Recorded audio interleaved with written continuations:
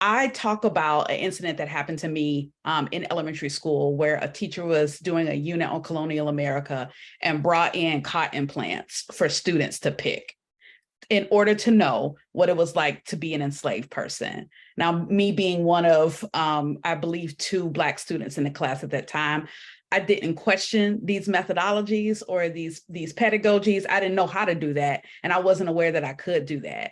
But that lesson stuck with me, and I wondered if anybody else had experienced this type of what I call curriculum violence, which I define as a set of lessons that adversely affect students both intellectually and emotionally. And that lesson stuck with me, not in a good way, but I questioned what was the rationale? What was she trying to get me to understand? What was the objective of the lesson? And so once I entered into academia, I just got curious about something. I said, you know what? I wonder if things like this are still happening. And I started to track it.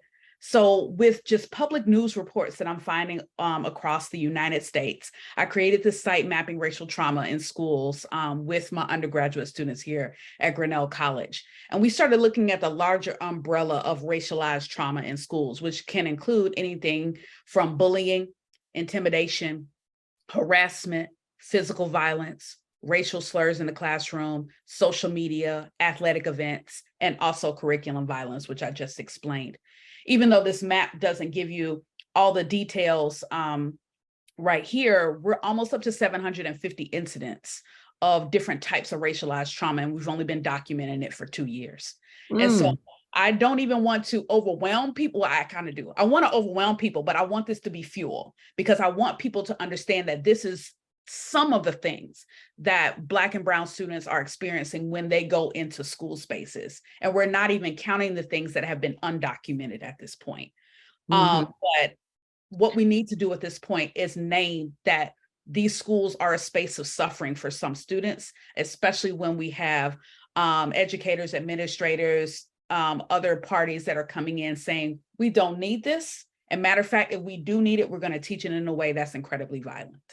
So, I'm watching the chat here now, Stephanie, and people are channeling their own moments, of precisely, this kind of violence. I'll play devil's advocate just for a moment because it takes us to the question of teacher training.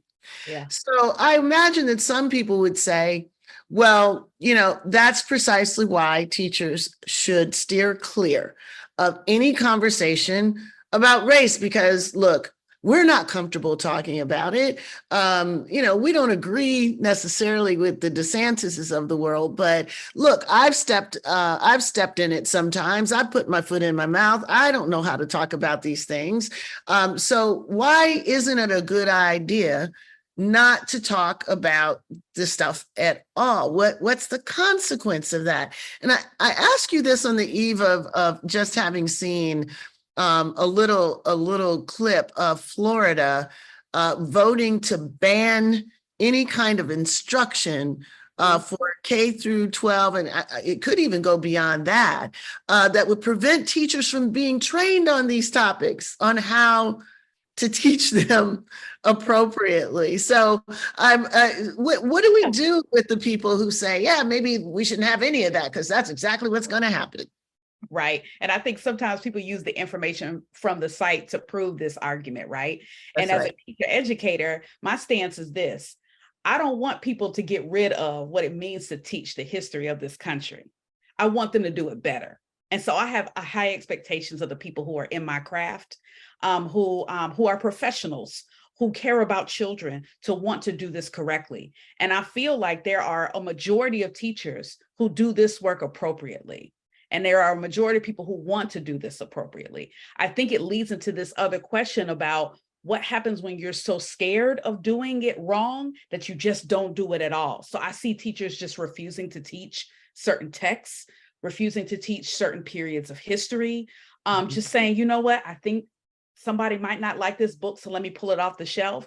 And time after time, it is the students who return to us wishing that someone would have talked to them about these things. Yeah.